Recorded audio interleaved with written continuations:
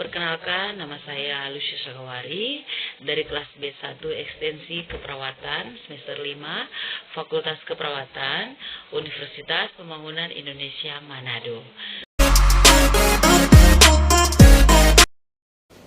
Peran perawat dalam keperawatan komunitas.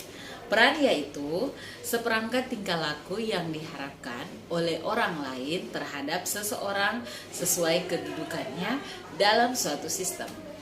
Sehingga peran perawat dalam keperawatan komunitas bisa diartikan sebagai seperangkat tingkah laku perawat komunitas yang diharapkan oleh orang lain terhadap klien, keluarga, atau komunitas dan masyarakat sesuai kompetensi, kode etik, dan tugasnya dalam bidang kesehatan. Besar peran perawat dalam komunitas keperawatan antara lain: 1. Pemberi pelayanan keperawatan atau caregiver, primary care provider, community care agent. 2. Pendidik atau penyuluh atau biasa dikatakan educator. Ketiga, pengelola atau manajer kasus atau case manager. Keempat, peneliti atau researcher. Kelima, fasilitator. Keenam, kolaborator. Ketujuh, konselor, advocate, referral resource, koordinator, penemu kasus. Ke-12, leader. Ke-13, role model. Dan ke-14,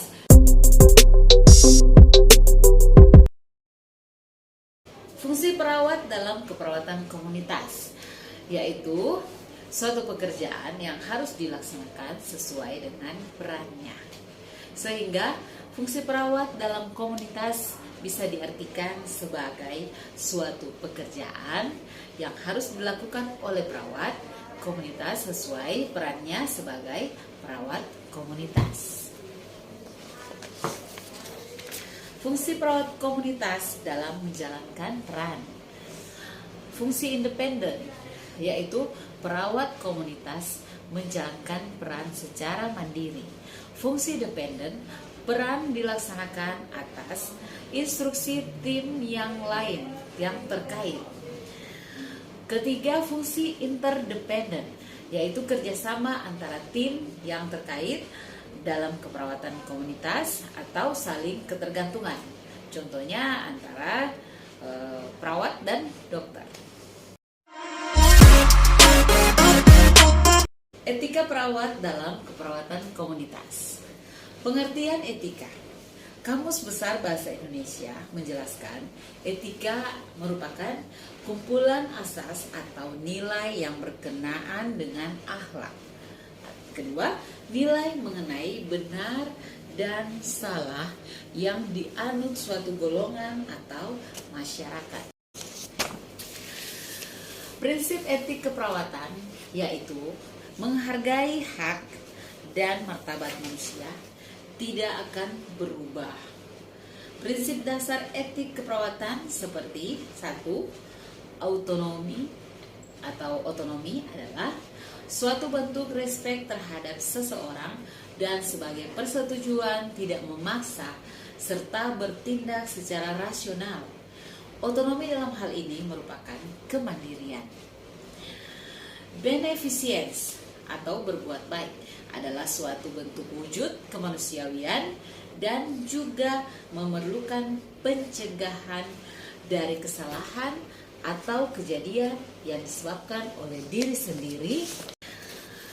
Ketiga, justice atau keadilan adalah suatu bentuk terapi adil terhadap orang lain yang menjunjung tinggi prinsip moral, legal, dan kemanusiaan.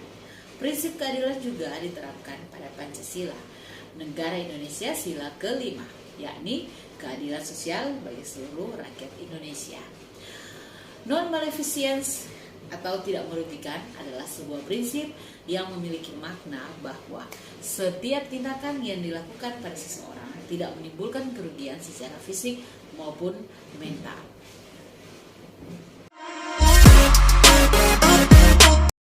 Demikianlah penjelasan dari saya tentang peran, fungsi, serta etika perawat dalam keperawatan komunitas, dengan tujuan di mana supaya kita dapat meningkatkan kualitas atau mutu kesehatan di dalam masyarakat, baik itu secara promotif ataupun preventif.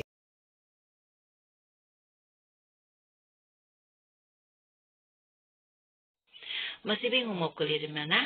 Ayo bergabung bersama kami di Universitas Pembangunan Indonesia. Universitas yang sudah terakreditasi B dengan pengajar yang profesional dan fasilitas yang memadai. Nah, di Universitas Pembangunan Indonesia ada 6 fakultas. Yang pertama, Fakultas Keperawatan dengan profesi nurse. Kedua, Fakultas Hukum. Ketiga, Fakultas Teknik. Keempat, Fakultas Pertanian. Kelima, Fakultas Ilmu Sosial dan Politik. Keenam, ada Fakultas Sastra. Tunggu apa lagi?